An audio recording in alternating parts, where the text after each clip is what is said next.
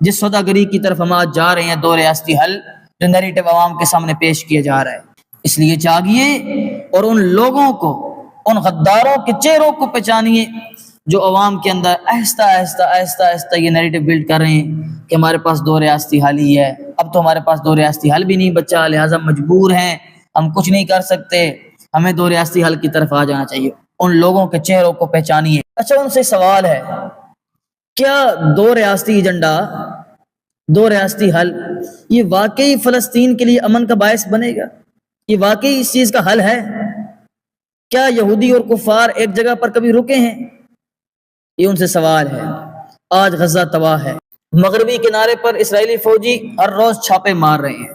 فلسطینی نقل مکانی پر بیچارے مجبور ہو چکے ہیں، ان کو ان کے گھروں سے نکالا جا رہا ہے، یروشلم مکمل اسرائیلی قبضے میں جا چکا ہے،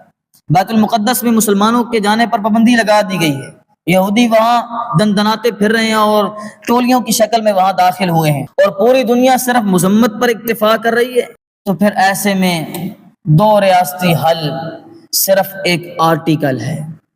ایسے میں دو ریاستی حل صرف اور صرف ایک پریس کانفرنس کا نام ہے، ایسے میں دو ریاستی حل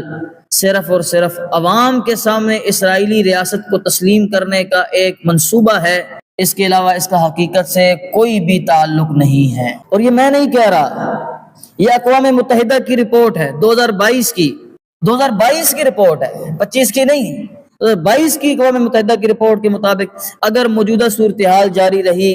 تو 2030 تک دو ریاستی حل کا بھی کوئی امکان باقی نہیں رہے گا۔ ہم دیکھ رہے ہیں 2025 تک کی دو ریاستی حل کا کوئی امکان باقی نہیں ہے۔ یہ اقوام متحدہ کہہ رہا نہیں کہ پس پردہ یہ چیز بتا رہے ہیں کہ دو ریاستی حل یہ صرف تمہارے سامنے ڈرامہ ہے، اسرائیل کی ریاست کو جائز تصور کرنا ہے، اس کے علاوہ ہم تو ویسے ہی قبضہ کر لیں گے، تمہارے اندر تو اتنی غیرت بھی نہیں ہے کہ تم آ کے اپنے بھائیوں کا دفاع کر سکو۔